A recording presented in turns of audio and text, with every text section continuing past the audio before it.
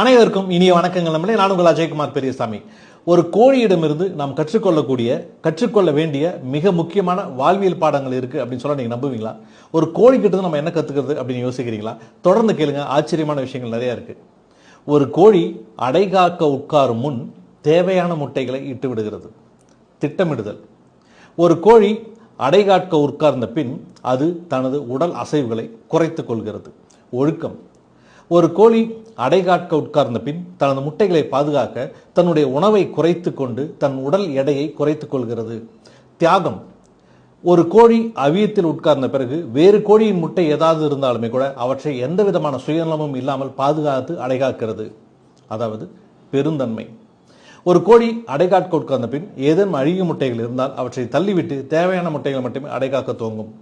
விவேகம். ஒரு கோழி 21 நாட்கள் தொடர்ந்து அடைகாக்கும்.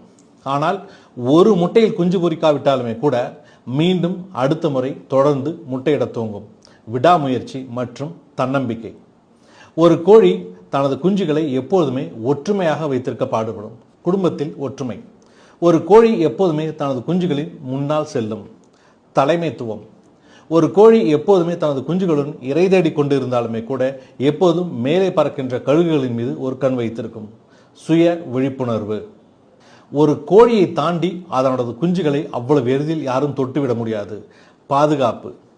அதாவது ஒரு கோழி கிட்ட இருந்து நம்ம கத்துக்க வேண்டிய இவ்வளவு வாழ்க்கை பாடங்கள் இருக்குல்ல, ரொம்ப ஆச்சரியமா இருக்குல்ல. இந்த வீடியோ உங்களுக்கு பிடிச்சிருந்தது அப்படின்னா இந்த சேனல் நீங்க ஃபாலோ பண்ணிக்கோங்க. அதே மாதிரி யூடியூப்ல இந்த சேனல் நீங்க சப்ஸ்கிரைப் பண்ணிக்கோங்க. நம்மளே சப்போஸ் இந்த சேனல் ரொம்ப பிடிச்சிருக்கு அப்படிங்கிற பட்சத்தில் உங்க நண்பர்களுக்கும் இதை பத்தி நீங்க ரெக்கமெண்ட் பண்ணுங்க. மீண்டும் அடுத்த வீடியோவில் உங்களெல்லாம் சந்திக்கிறேன். உங்களுக்கு வாழ்த்துக்களும் வணக்கங்களும்.